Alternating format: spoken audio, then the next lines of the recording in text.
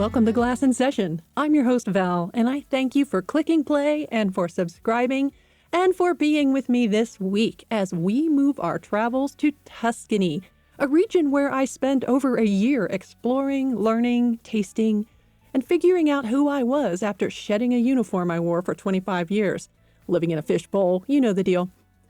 It was a time when I wasn't accountable to anyone else. For the first time in my life, I was unattached from a recall roster or a pager or an organization or even a life partner. And I was free to actually feel my way through the next chapter of my life. And my God, it was glorious. All I had to do was get up, go to wine or Italian language classes, walk the cobblestone streets lined with medieval architecture, and put things in my mouth.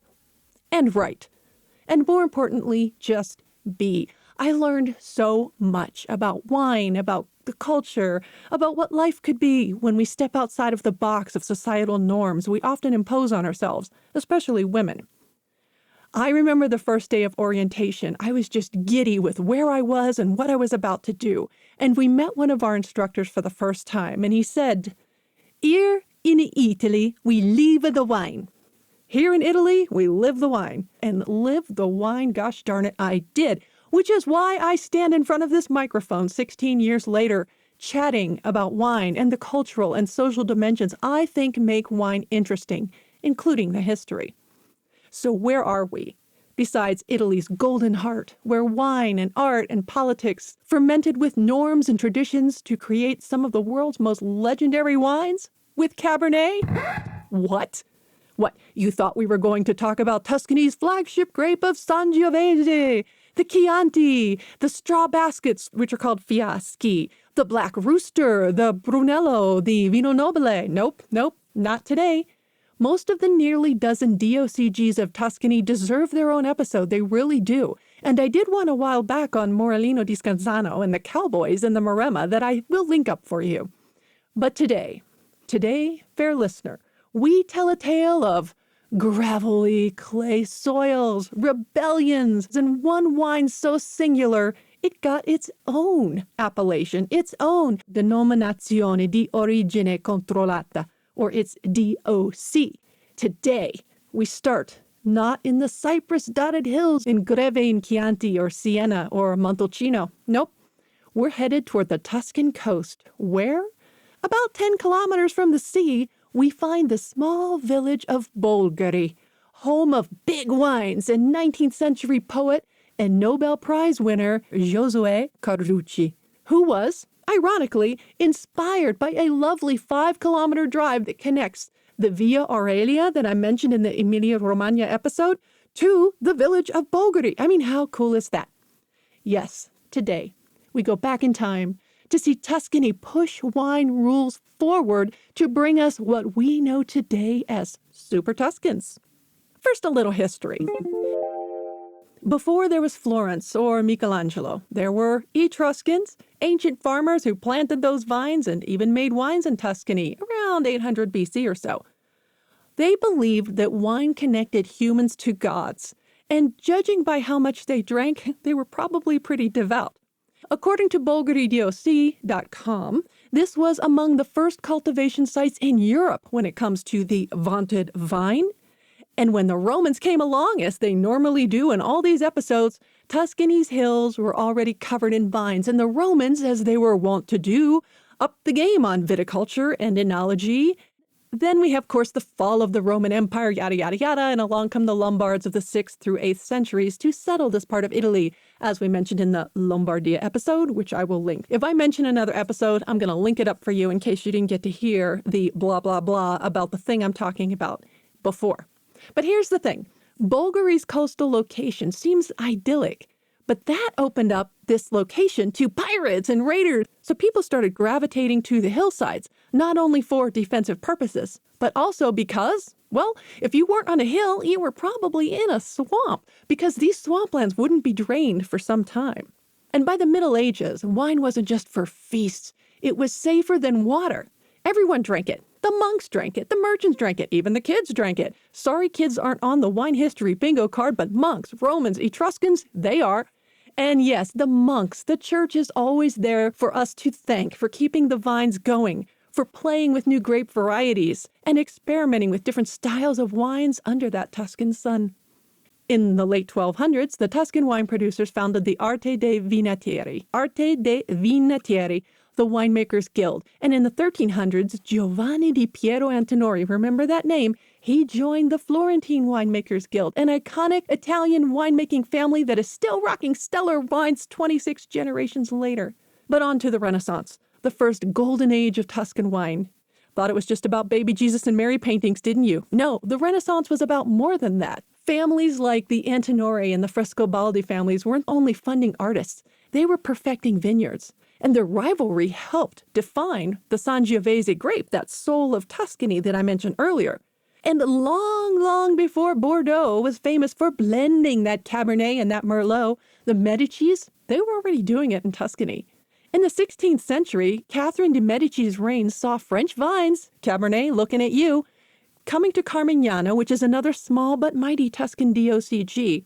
Locals blended it with Sangiovese centuries before the Super Tuscans I'm going to talk about later made it trendy. But we'll be back to this whole Cabernet mini controversy in a couple hundred years.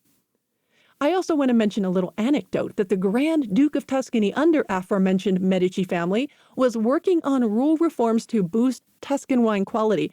Officially, they protected Carmignano wines with a decree in 1716, the earliest known wine law quite possibly in the world. But meanwhile, in the 17th century, in Bolgheri, Guidalberto della Gherardesca planted some trees. Not just any trees, but the iconic cypress trees that we always see in the Tuscan paintings, that we dream about when we roll through the Tuscan hills, were planted along this very avenue that inspired Carducci's poem Davanti a San Guido, the very drive that not only connected Bolgheri to that aforementioned Via Aurelia, but Gherardesca's work, along with the vine planting initiatives, really was a massive advancement in demarcating Bolgheri's initial boundaries where the first wineries like the Campane a Castiglioncello estate. In the mid-20th century Tuscany, after decimation by the phylloxera epidemic, which happened all over Europe, after the draining of the Maremma lowlands, the wine world was still governed by tradition, and Bolgheri itself was practically starting over again. The production rules at the time were kind of loose, and they did kind of dictate which grapes you could plant, how to vinify, how long to age, the whole things, often favoring varieties like Sangiovese. But if you dared plant Cabernet, use small French oak barrels, or blend outside the prescribed norms, oh my God, the classification system would scratch your name off the guest list. But some visionaries thought that tradition should not be a prison. They believed that Tuscany had the terroir, the land, the sun, the soil, the aspect, all the things, the climate, and more importantly, the will, the know-how, part of terroir, to craft wines that could stand toe-to-toe with the great Bordeaux, and thus began the era of experimentation. The story of the origin of these wines, fated to become Super Tuscans, revolves around one each Marchese Mario Incisa della Rocchetta. He was a horseman and aristocrat, and the husband of one each, Countess Clarice della Gherardesca, whose sister was married to Marchese Niccolò Antinori. And in the 1940s, it was Mario Incisa della Rocchetta who decided to plant him some of those Cabernet cuttings from a Duke's vineyard. Of course, it was a Duke's vineyard in neighboring Migliarino Pisano, which is north of Pisa. And on his San Guido estate in the Maremma, he made these radical choices among the Sangiovese-dominated Tuscan region. And the legendary Sassicaia, meaning place of many stones, was born.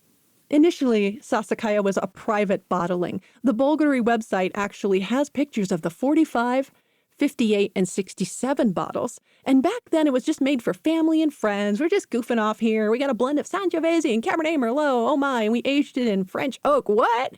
And you may recall that in the 1960s, Tuscan wine in general was in crisis. You know, bulk wine, low quality, not a great image. Think of those fiaschi I mentioned earlier, those big bulbous wine bottles with a straw around them. That's what we think of when we think of 1960s Italy, wine and food and sidewalk cafes and plates of spaghetti, you know, the whole thing, that the stereotype. But this is why the DOC system was set up in 1967, to ensure that Tuscan wine labeled as such would undergo stricter regulation and production standards to ensure that what's in that bottle isn't just how do I say it? Hooch. Also by this time, Niccolo's son, Marchese Piero Antinori, another famous figure in Antinori and Tuscan wine history, who was also Mario Incisa's nephew, he was the brainchild behind, hey, let's market these wines. And he worked with a name that will also forever be tied to some of Tuscany's vaunted wines, Giacomo Tacchi's, winemaker extraordinaire. So this 1968 vintage, released to the public in 1972, did not conform to those newly established DOC rules. Remember, we're out here in Bulgari breaking the rules, so it was labeled Vino da Tavola. Despite showing world-class ripeness and structure and even quality, these wines, these Sassicaia wines, this great Antinori-created wine, was being classified as table wine. Vino da Tavola. This wine quality revolution between the 60s and 70s that was happening in other wine regions around the world as well was boosted by the rebellious spirit and the swagger that revitalized Tuscany too. It inspired the coming DOCG boom of the 1980s and the 1990s. During this time, the world was taking notice of this Sassicaia, this one wine. In 1978, Decanter held a blind tasting of these Bordeaux-style reds from all over the world and the 1972 version of Sassicaia, which beat out many of the global competitors. By the early 1980s, enough experimental Cabernet-based wines were being made in Bulgari, and the authorities, well, they kind of had to roger up and respond. So in 1983, the Bulgari DOC was born. It was in the Livorno province, and it was a DOC that was made for white wines. Yes, white wines made with Vermentino, Sauvignon Blanc, and Viognier, and also rosé or rosato-style wines. You see, this whole red experimentation thing that was happening with Sassicaia, this was still officially outside the rules. But later, in 1985, Robert Parker awarded Sassicaia 100 points, a first for Italian wine. In 1994, these rogue red styles were added to the DOC. So now DOC Bulgari could have white wines, rosé wines, and now the red wines. Over the years, that audacity paid off. Sassicaia's success inspired others to follow, rejecting dogma, embracing quality.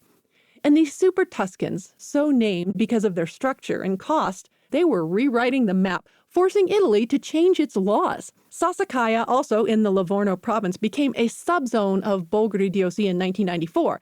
Thus, Bulgari Sassicaia DOC as a sub-appellation. But in 2013, that subzone was spun off into a full independent DOC, Bulgari Sassicaia DOC, the only single estate DOC of its kind in Italy. Today, the rules of Bulgari Sassicaia DOC maintain that all production, aging, bottling, etc. must occur within the estate, and only that estate can use the name. But it didn't end there. Sassicaia, yes, it was the spark, but it soon became a wildfire. Other producers thought, hey, if we're going to break the rules, let's break them beautifully. Hence, the Super Tuscans, attracting winemakers from even outside of Tuscany. There was Pier Mario Melletti Cavallari, who moved from Bergamo and founded Grattamacco in 1977. Michele Santa came from Varese, again, hello Lombardia, to start his winery. Piero Antinori founded Guado al Tasso and launched Tignanello in the early 70s, blends of Sangiovese plus Cabernet, and we just drank the 2021 a couple weeks ago with a steak my honey made for our anniversary, and thank you, Kurt, for that lovely bottle. And meanwhile, Piero's younger brother, Marchese Lodovico Antinori, founded Ornellaia, which became a legend of its own, blending Cabernet, Merlot, Cabernet Franc, and sometimes even Petit Verdot, as is still the case today. Now, this is owned by the Frescobaldis now. I remember this because my wine marketing teacher in Florence was none other than a Frescobaldi. From the Frescobaldi family, we have Massetto, planted on blue clay soils in Castagneto, Carducci called Massi. It's kind of a node to the right bank Bordeaux styles like in Pomerol. And this is actually fashioned as a single varietal Merlot. That's right, in Tuscany, a single varietal Merlot. Finally, a shout out to the founder of Le Macchiole, Eugenio Campolmi, who is actually the original Bulgari native of all these producers that are making their names in this region. Thus, these wines walk the line between place-based identity, Tuscan coast, and the global appeal of the Bordeaux varieties and inspired styles. Currently, there are somewhere between 1,000 and 1,400 hectares of vines in this beautiful DOC growing area. Over 80% of the production is red, 14% white, and 5% rosé or rosato. Fun fact, Reds and Rosado wines from this appellation have maximum allowable proportions of Sangiovese, up to 50%, and Syrah, no more than 50%, and no more than 30% of what they call other authorized red grapes. In other words, grapes that are not Cabernet Franc, Cabernet Sauvignon, Merlot, etc. Red wines must be aged at least 10 months unless it's got the superiore, and we've talked about that on the label before, in which case it must be aged at least 2 years, 1 mandatory year in wood, and there is a higher percentage alcohol by volume on the superiore as well. So after all that, I'm thirsty. I hope you are too. I'm going to leave you with some lines from Italy's first recipient of the Nobel Prize for Literature, not from the beautiful Davanti a San Guido, an homage to that stunning lane of cypress trees planted by Guido Alberto della Gherardesca, but this famous piece. Whilst in the full goblet shall sparkle the wine, so bright the pupil, the souls of men shine, whilst earth is still smiling and the sun smiles above, and men are exchanging their sweet words of love. Isn't that beautiful? Okay, well, this poem is actually called A Hymn to Satan, but according to Scribd, the website where I found this delightfully dark ditty, it celebrates not Satan himself. We're not worshiping Satan here. We're not doing that on the Winecast. I swear to God or whatever omnipotent being is out there, we're not celebrating Satan. But things like science, critical thinking, and yes, a sort of rebellious spirit. Except instead of rebelling against wine laws, in this poem, he's rebelling against those pesky institutions of religion that can be somewhat oppressive, let's face it. And speaking as a recovering Catholic who's been told again and again she's burning in hell anyway, I get it. But anywho, Carducci uses this Satan thingy only as a stand-in for progress in the sciences, knowledge, freedom, and celebrates human curiosity. So, yeah, boo Satan, boo, not a fan, but yay reason, facts, science, and humanity's progress. Big fan of that.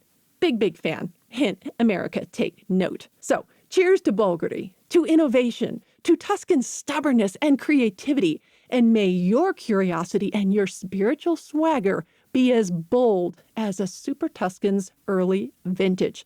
I thank you profusely for clicking play, for sharing your favorite episodes, for hanging with me during this kind of off-the-wall episode because we didn't go into a lot of production. But I thank you most of all for keeping that precious spot open for me in your podcast feed. You can always reach out to me via email, val@glassandsession.com, or the socials, pick your poison. Blue Sky at Glass in Session, Vino with Val on Threads and Instagram. You'll see Glass in Session trademarked in my bio. I'm also on Spoutable, Glass in Session. I'm Vino with Val on Pinterest and on Facebook /Glass in Session. Connect with me on LinkedIn, Valerie Caruso, DWS or DIPWSET, whatever the abbreviation is this week. Certified Wine Educator, CWE, French Wine Scholar, FWS Letters, Wine Stuff, and also audiobook narrator, which reminds me, this here podcast that you're listening to right now, you can find it on Audible, as well as the latest audiobooks I've narrated. I've done about a dozen of them so far. I will also mention there is Glass in Session swag in my TeePublic store, linked way at the bottom of the show notes and on my website. Thank you to those of you who are supporting the show. Glass in Session is a production and registered trademark of Vino With Val, LLC. Music is Write Your Story by Joystock. Website is glassinsession.com/podcast.